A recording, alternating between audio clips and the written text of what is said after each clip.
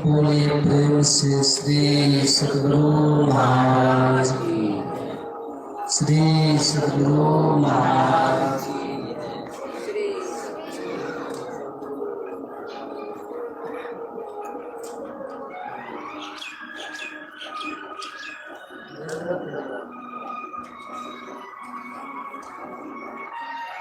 श्री सद्गुरु महाराज की जय। एक बार जोर से जयकार कीजिए। बोलिए प्रेम से श्री सद्गुरु महाराज की जय। श्री सद्गुरु महाराज की जय।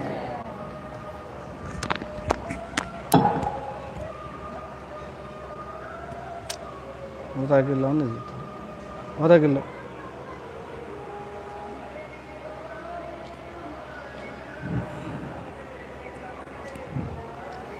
ध्येयं सदा परिभवग्नमभीष्टदोहम्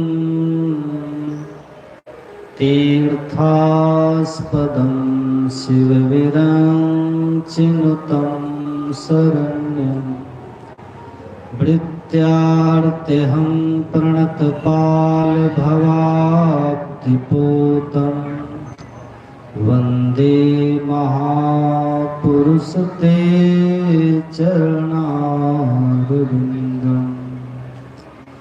अखण्डमण्डलाकारं व्याप्तं येन चराचरं तत्पदं दर्शितं येन तस्मै श्री गुरुवे नमः। बंदो गुरुपद कंज कृपा सिंधु नररूप हरि महामोहतम पुंज जासु वचन रवि करनी करे। धन्य धन्य सद्गुरु सुखद महिमा कही न जाए।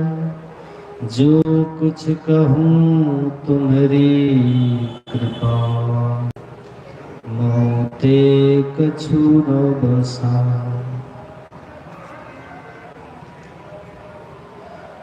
मंचासीन पूजनीय गुरुजनों के चरणों में कोटि नमन।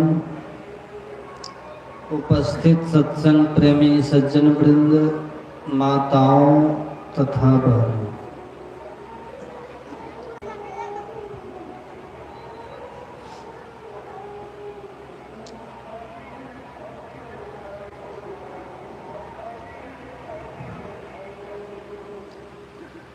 अभी हम लोग रामचरितमानस के ग्रंथ पाठ से माया के संबंध में पाठ किया गया है, उसी पर आधारित प्रवचन आप लोग सुन रहे थे।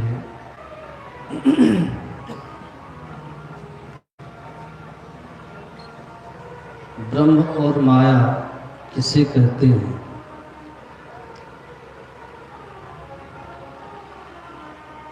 आपने सुना है ईश्वर एक है, वह सबसे पहले का है, वह सबसे सूक्ष्म है और वह सृष्टि के कण कण में ओतप्रोत है। अत्यंत सघनता से वो ब्रह्म फैला हुआ है।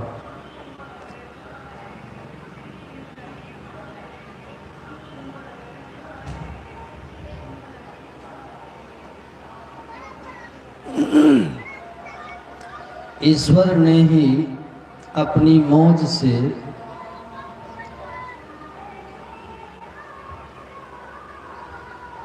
इस संसार की रचना की है।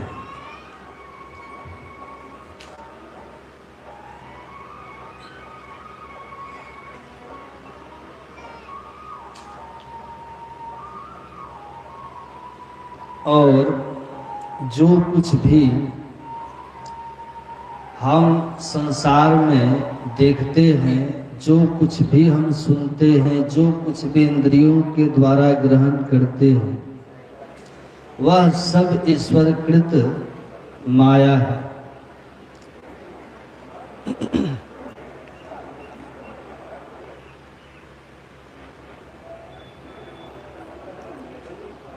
संत सुंदरदास जी महाराज की वाणी में है, ब्रह्म ते पुरुष अरु प्रकृति प्रकट भई। प्रकृति से 3 गुण पुनि अहंकार है।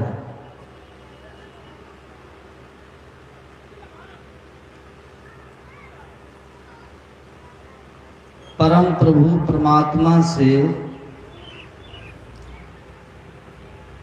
अक्षर पुरुष प्रकट हुए।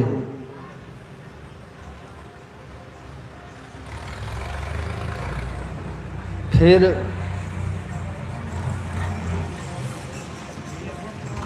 प्रकृति उत्पन्न हुई।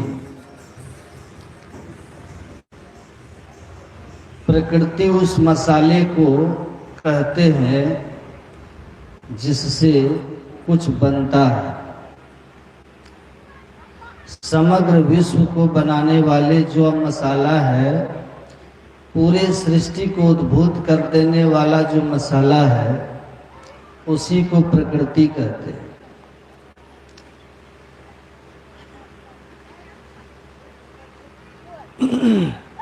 प्रकृति से ही 3 गुण उत्पन्न हुए हैं, सतोगुण, रजोगुण और तमोगुण।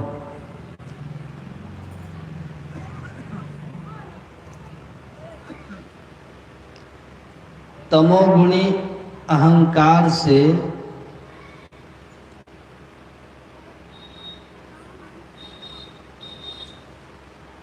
पंच तत्व की उत्पत्ति हुई, मिट्टी, जल, अग्नि, हवा और आकाश।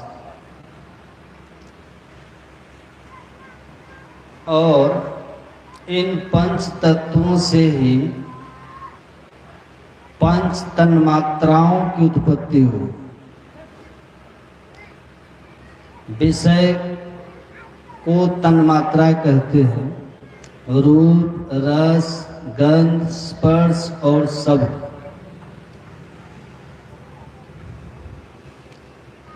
इन विषय को ही तन्मात्रा कहते हैं। रजोगुण से 5 कर्म की इंद्रियां और 5 ज्ञान की इंद्रियां उत्पन्न हुई। हाथ, पैर, मुंह, गुदा और लिंग, ये 5 कर्म की इंद्रियां हैं। आँख, कान, नाक, जीवा और त्वचा, ये 5 ज्ञान की इंद्रियां हैं।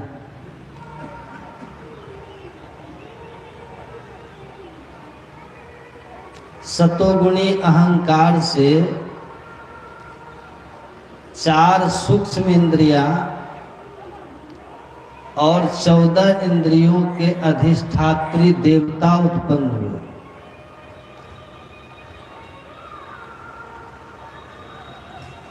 मन, बुद्धि, चित्त और अहंकार, ये अंदर की सूक्ष्म इंद्रियां।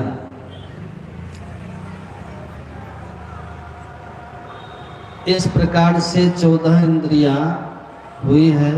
इन 14 इंद्रियों के 14 अधिष्ठात्री देव हुए। हाथ के देवता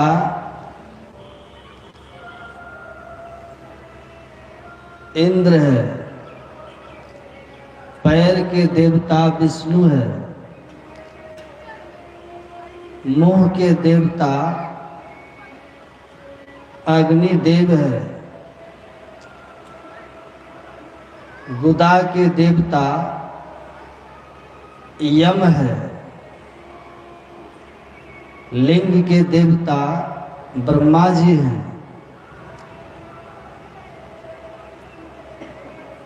आँख के देवता सूर्य देव हैं, कान के देवता दसों दिग्पाल हैं, नाक के देवता अश्वनी कुमार है, जिह्वा के देवता वरुण देव है, त्वचा के देवता मरुदगण है, मन के देवता चंद्रमा है, बुद्धि के देवता ब्रह्मा है, चित्त के देवता वसुदेव और अहंकार के देवता रुद्र है। इस प्रकार से सतोगुणी अहंकार से ये सब उत्पन्न हुए।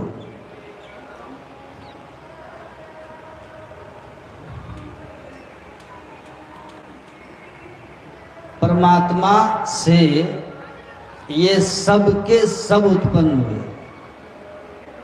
परमात्मा इन सब से परे के तत्व।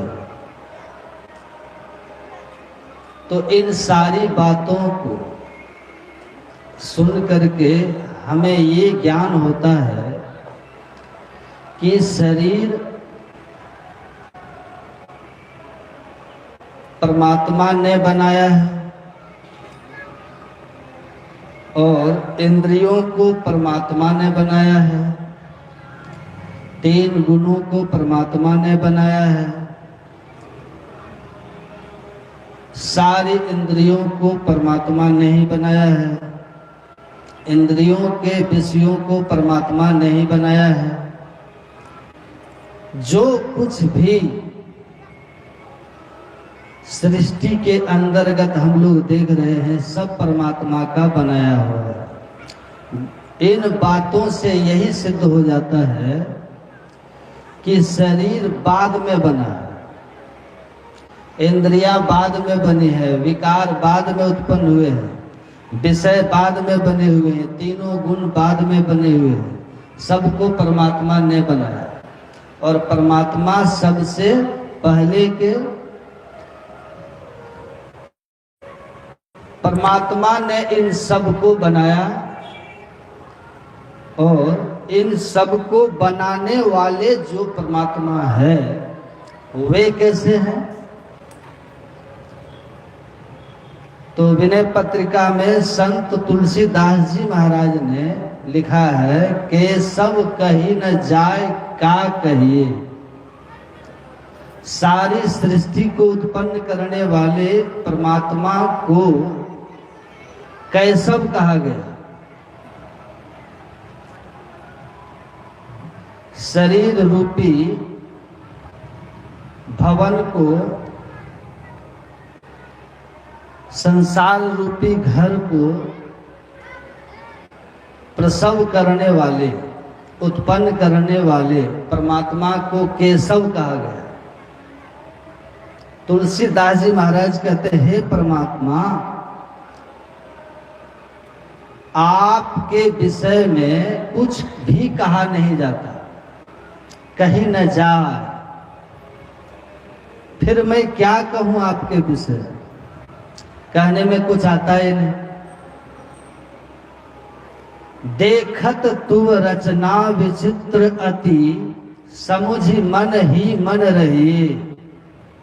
हे परमात्मा, आपकी विचित्र रचना को देखकर हम मन ही मन समझ कर रह जाते हैं। बोलने की हिम्मत नहीं होती।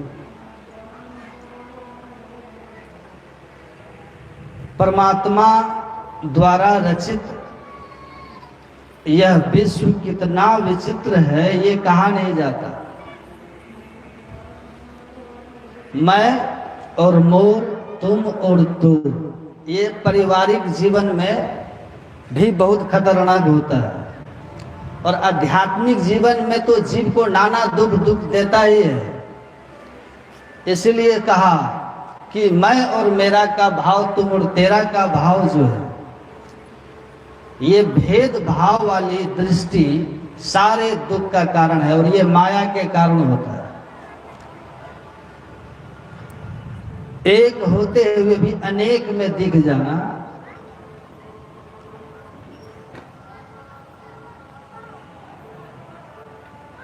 तो इस माया का जो बंधन है, इसके कारण हम दुखी रहते हैं। लेकिन माया का बंधन इतना ही नहीं है, ये देह माया है, लेकिन इस देह में भी एक ही देह नहीं है। एक देह रहता तो बड़ा आसान हो जाता, माया से छूट जाता, मौत हो जाती है, माया से मुक्त हो जाते। लेकिन एक देह नहीं है। सुन रहे थे, घट में घटता माही घट है, ते ही घट में घट पासा है साधो। असगुण जड़ घट चार चौथ में, चेतन अगुण तन खासा है साधो। घर माही घर निर्मल राखो, पंचो धोवो काया कपरा। ये स्थूल शरीर है। इस स्थूल शरीर के अंदर में सूक्ष्म है, सूक्ष्म के अंदर कारण, कारण के अंदर महाकारण है।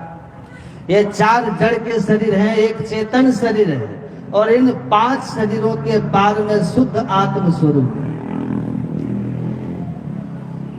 तो साधारण मृत्यु में एक शरीर छूट जाता है, लेकिन 3 जड़ शरीर का बंधन बंधा ही रह जाता है, जिसके कारण फिर पुनर्जन्म उनका हो जाता है।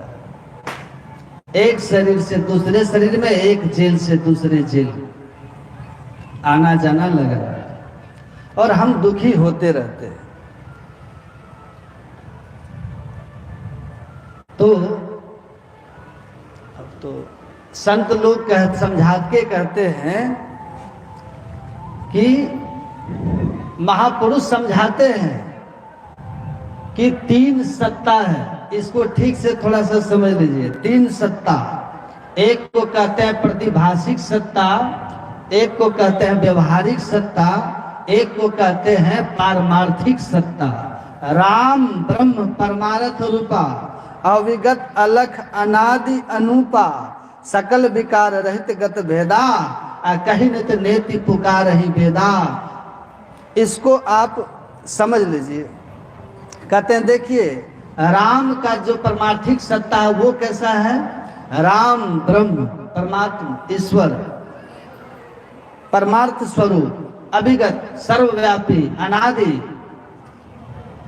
जो सबसे प्रथम का है, परम तत्व आदि अंतरहित असीम अजन्मा अगोचर, सर्वव्यापक और सर्वव्यापकता के भी परे है, उसी ही सर्वेश्वर सर्वाधार मानना चाहिए। ये ईश्वर की परमार्थिक सत्ता है। और जो आप देख रहे हैं व्यवहारिक सत्ता है। और एक तीसरी सत्ता है जिसको प्रतिभाषिक सत्ता कहते हैं। अंधेरे में रस्सी को देख करके हमें सांप का भ्रम हो जाता है कि नहीं? यही प्रतिभाषिक सत्ता है। रस्सी किसी काल में सांप नहीं है, न था, न है, न वो रहेगा। केवल अंधेरा के कारण यह भ्रम उत्पन्न हो रहा है। मोह मूल अज्ञानता के कारण ये हो रहा है, जो अज्ञानता अंधकार से उत्पन्न हुआ है। आप रेगिस्तान में भी देखते होंगे, मृगवारी जिसको हम कहते हैं। दोपहर में जब प्रचंड गर्मी होती है, मैंने जैसलमेर में देखा, लगता था बिल्कुल लहरें उठ रही हैं बालू के ऊपर। तो मौसम ठीक नहीं लग रहा है, इसलिए इस संसार में आप हैं, अपने कर्मानुसार आप जाएंगे। तो हमारे बीच पूज्य लोग हैं, उनसे भी हम लोग थोड़ा सा सुन लेंगे, क्योंकि मौसम ठीक नहीं लग रहा है कि नहीं है? क्या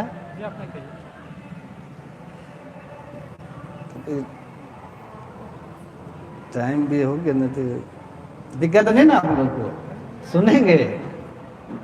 मौसम ठीक नहीं लग रहा, ठीक है, जब तक ठीक है तब तक सुनाते हैं। तो उस उठने वाली लहर जिसको हम देखते हैं, जैसे ही दोपहर समाप्त होता है, बालू का एक कण भी भींगा हुआ हमें दिखाई नहीं देता, क्योंकि वहां पानी था ही नहीं, बालू ही बालू है। वो भ्रम है हमारे दृष्टि का, विज्ञान का एक खेल है, माया का एक खेल है। आप सोए हुए हैं, प्रतिभाषिक सत्ता समझिए, आप सोए हुए हैं, स्वप्न देख रहे हैं। सूरदास जी बहुत सुंदर समझाते हैं कि सपने माही नारी को भ्रम भयो, बालक कहीं हेरायो, अजागे लख्यो न त्यों, जो का त्यों है, न कहूं गायो न आयो। आप स्वप्न देख रहे हैं कि हम बिछावन पर आप हैं, और स्वप्न क्या देख रहे हैं कि कुंभ में गए हैं, बालक खो गया है, बच्चे खोने पर माँ बहुत बेचैन है। लेकिन जब जगती है तो बच्चा कहाँ है? साथ में है। लेकिन वो कितना दुख उठाई है स्वप्न में, स्वप्न देखते समय। तो वो जो स्वप्न है कुछ घटा नहीं है ऐसा, कोई बालक कहीं खोया नहीं, कोई कुंभ में कोई नहीं गए थे, कहीं हमारे साथ कोई दुख घटना नहीं हुई जिसके कारण हम दुखी होते। लेकिन जब तक हम स्वप्नावस्था में थे सब कुछ सब प्रतीत हो रहा था, और जब जागे तब जो का त्यों है, तब हमारा ये भ्रम टूट गया।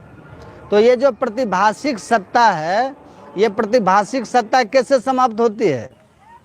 व्यवहारिक सत्ता में जब हम आते हैं। स्वप्न क्या है? सुसुप्ति, स्वप्न, सुसुप्ति, जागृत। इसीलिए ये जो पाठ है ना, ये एकदम गूढ़ है। आप तीन सत्ताएं हैं और तीन अवस्थाएं भी हैं। तीन सत्ता, हम जिस व्यवहारिक सत्ता में रहते हैं अभी हैं, इस व्यवहारिक सत्ता में रह करके जो हमसे व्यवहार होगा, सुख दुख, जो अच्छा बुरा हमसे होगा, वह व्यवहारिक रूप में हमको सुख दुख मिलेगा और हम अनुभव भी करेंगे। बिल्कुल अभी हमको दुख और सुख हर्षित शोकित करता है कि नहीं? तो व्यवहारिक सत्ता में जब तक हम आप हैं तब तक हमको व्यवहारिक सत्ता के किए हुए सुख दुख हमें सुखी दुखी करेंगे। इसीलिए व्यवहारिक सत्ता में भी कोई अगर दुख नहीं चाहते हो तो बुरा मत करो, लेकिन केवल शुभ अशुभ करते रहे तो ये जन्म मरण का चक्र चलते ही रहेगा और हम परमार्थिक सत्य को नहीं जान पाएंगे। इसलिए जो परमार्थिक सत्य है वह इन तीन अवस्थाओं, जागृत, स्वप्न, सुसुप्ति, तीन अवस्था तजहु भजहु भगवंत, मन कर्म वचन अगोचर व्यापक व्यापक अनंत, इन तीन अवस्थाओं से ऊपर उठ करके उसको हम जानते हैं, उस परमार्थिक सत्ता को।